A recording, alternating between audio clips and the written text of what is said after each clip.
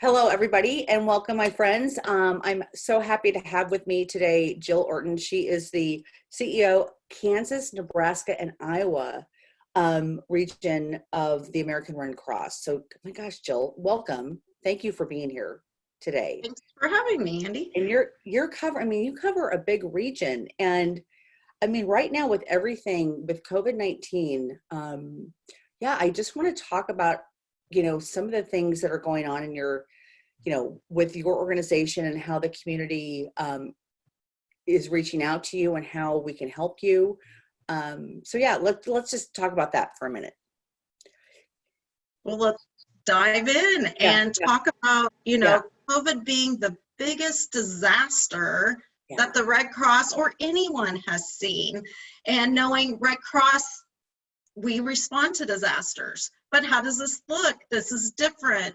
And we're used to doing disasters that are flooding or tornado related, which those may still come, and we can talk about that a little bit. But I just wanted to say, I mean, we were talking at this time last year with all the flooding coming on, and this is like a completely different scenario. So yeah, so continue on. Didn't mean to interrupt you, but yeah. No, it's a great way to transition, because now for the Red Cross, this is looking at the other component of what we do in our life-saving services, and that is providing a stable blood supply to our nation, 40% of our blood supply. And when this occurred, everybody rightfully so was scared, and our sponsors were like, how should we do this? Is this safe? The questions started coming up, and so with that we partnered with our elected officials to get the word out that it is safe, that the FDA and the Health and Human Services all put out statements to say we need healthy individuals to continue to donate blood so that we can continue to meet the needs of our hospitals, because blood is a perishable, non-replicable, you can't make it yet, so we need to be able to have people donate. Yeah.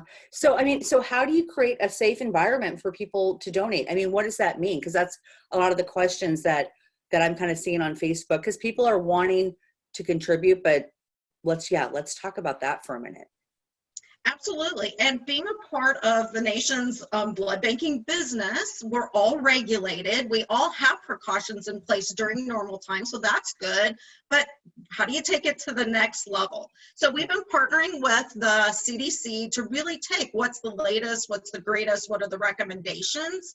So I will share, just even as a Red Cross employee, but our phlebotomists that come and actually are on the front line, take the blood. So just as me, they need to follow the same regulations of take temperature before you leave your house to make sure you're within the range. Make sure that when you get to work, you take the temperature again. So it's that double check. You go through the single entry point into a facility for safety of all. Then what you do is you have to wash your hands. Then you make sure you put on your protective gear, which includes gloves, which are changed frequently in between each and every donation, if not more. Making sure we all, and I have my own mask. I love your mask. Yes, I thank my mother for that. She made it for me. But you know what, knowing then we also have our safety protocols for wiping down extra all our surfaces, making sure that every single donation is, our beds are 6 feet apart for social distancing. So it is taking it to the next level, but it's also individuals making sure they feel safe. And in order to do that, we control each of our own where we donate. So we really want people to make appointments, because that is the best way to control the flow, know where we're going. We can then make sure that we can schedule to make sure that there's room, the right number of people there, and have all the products we need. Because we'll also provide, if people don't have their own masks, we asked our donors to wear masks as well. So we're just taking it to the next level. And so how can people, where do they know where to go? How do they know where, in their communities, where to go? The best way I will share with you is online through your handy dandy smartphone, is to go to your app store and type in Red Cross Blood. There's an amazing app that you can then go in, you can search by zip code, and you can put in and see what's available today, tomorrow or in 2 weeks or in a month. So it really provides a lot of opportunity, what works best for the individual and what's available in any community across the United States. Yeah, yeah. So, and let me ask you this. So are you seeing, I mean, right now, I don't want to put words in your mouth. So you're needing more blood donations, correct? I mean, you're probably always needing more blood. I think you nailed it right there. We need a regardless. Yeah. sustainable blood supply day in and day out right now. So yesterday we heard the governor say, we're going to go back to elected surgeries. So that means that the inventory in our hospitals will need to increase again. So that means that we'll need a significant amount of donors each and every day to meet the need of our hospitals. Yeah. As a whole blood donor, you can donate every 56 days, but I will share with you, we also need plasma donors. And plasma donors has a shelf life of 5 days. So again, learning what is best that you could donate as an individual. I'm a whole blood donor. So every 56 days, I try to make that commitment of that life-saving gift. One donation can save up to 3 lives. Yeah. And so what's the difference between whole blood and plasma? I mean, I kind of know it, but. So let's put it in. So right now, everybody's probably hearing about convalescent plasma because that is the potential life-saving treatment for COVID.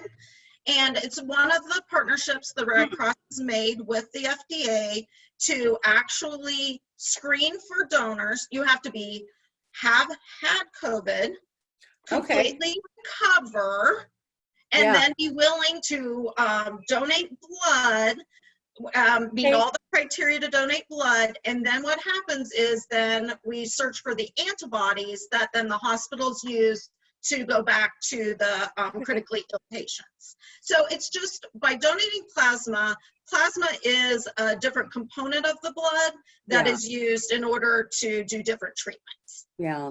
I mean, yeah, there's so many different layers, and oh my gosh, I just so appreciate you and everybody. I mean, first of all, in our community, the Omaha community, but again, across the nation and honestly, across the globe right now. Because like you said, when we started, this is something that's so unprecedented that it's never, we're walking in a territory that we have not walked before. And I know that is so true. People are wanting to contribute. You know, if you think about then traditionally Red Cross, so you know us from the tornadoes, from the floods, as we talked about before, but day to day, at least once every other day in the Omaha metro area, we're still responding to fires, home fires, whether they're multifamily fires in an apartment or they're a single family fire. That affects individual families. And now on top of, does everyone have a job? What's your income look like? What are you saving? That's scary.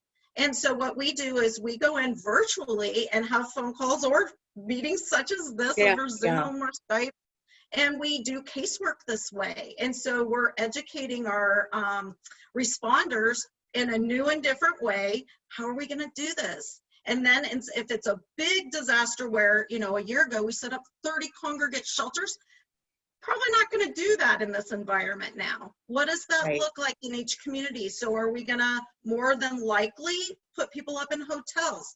That's going to be a little bit different, cost a little more money for us. And then we then we go tell that story to our donors and we work through that. Yeah. So that's kind of going to bring me to the last question too. So we've got the blood donation, which is so important. Talked about the plasma, but just overall, I mean, you're still operating. I mean, have, like you said, you have all these other, I mean, whether there's fires or somebody, has an accident. I mean, it's just regardless, the Red Cross is there for so many different reasons. So how can people find out more about COVID-19, but then also about all these other things because you need support now and year round, and we'll continue to do that. So thanks for asking. We have an amazing website through redcross.org. We have a whole section on COVID and how the community can help, particularly about the convalescent plasma seems right now the big piece that people are interested in, and how that screening process works and how to sign up for it. but it talks about, you know, in our environment, what the Red Cross is doing every day. I will tell our Metro community, do make a blood donation. It is safe, it will save lives, and you can plan out as long, way into, we're looking even into the summer. Be thinking about that. Yeah. If you're scared about it, I'd be happy to talk to someone about it. Our board members would be happy to talk to someone about it. It is an important part of what we do. The next piece, I mentioned board members. We're always looking for volunteers, even in a virtual setting. I'm personally right now recruiting board members, leadership volunteers, disaster volunteers. So that's a great piece if anybody's interested. And then last but not least, we balance mission and margin as we need to do. And so you got to have the money to pay for the mission. You got to have the mission to raise the money. So it's telling the story. So thanks for letting me do that. Well, absolutely. So again, people can go to the website. Is Red Cross or American redcross.org. O-R-G. Okay. And then is there a way, is that, I mean, because I know it's a huge, you know, you guys cover so much. Good question. Nebraska specific? Yep. And you can just type in your zip code and you're going to come to right locally where the presence is. And that could be, you know, wherever you live, that'll connect you to the local. Yeah.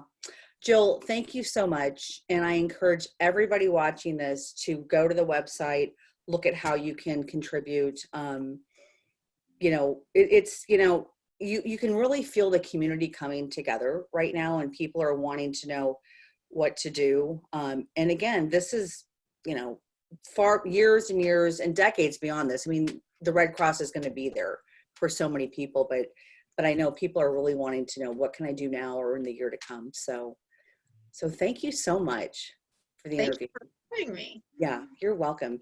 And folks, I will see you later on next week's Metro TV.